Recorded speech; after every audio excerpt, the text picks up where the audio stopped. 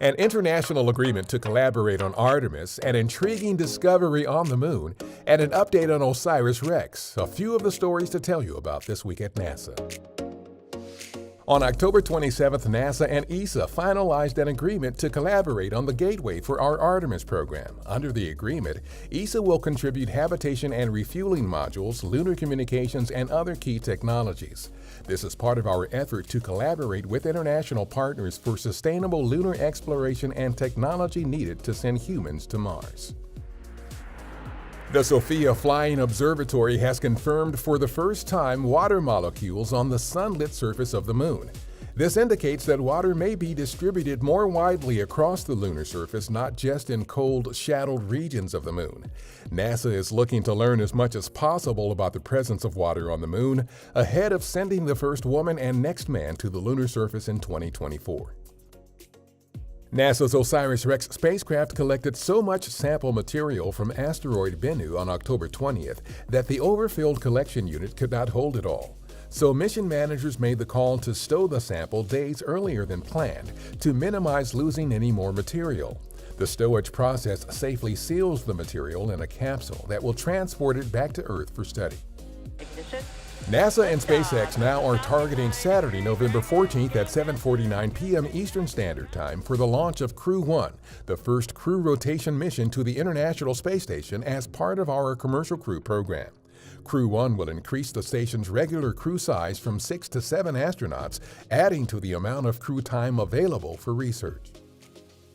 Cameras outside the International Space Station captured views of Hurricane Zeta on the afternoon of October 28th in the Gulf of Mexico. Zeta made landfall later the same day near New Orleans as a Category 2 storm.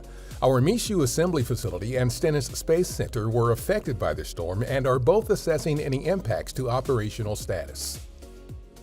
November 2nd marks 20 years that humans have lived and worked continuously aboard the International Space Station. Members of the station's first resident crew, including former NASA astronaut Bill Shepard, shared some thoughts about the importance of the orbital outpost during an October 29th panel discussion.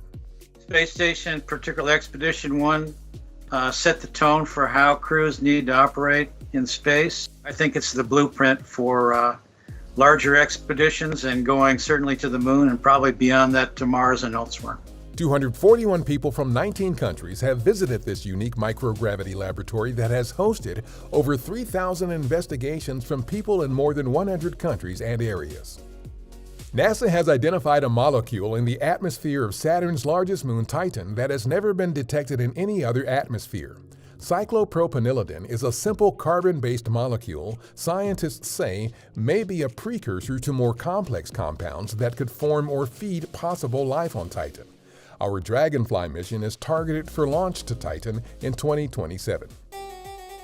Just in time for Halloween, our latest Galaxy of Horrors posters featuring a dead galaxy, an explosive gamma-ray burst caused by colliding stellar corpses, and the ever-elusive dark matter.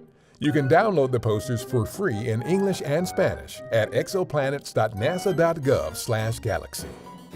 That's what's up this week at NASA. For more on these and other stories, follow us on the web at nasa.gov/twan.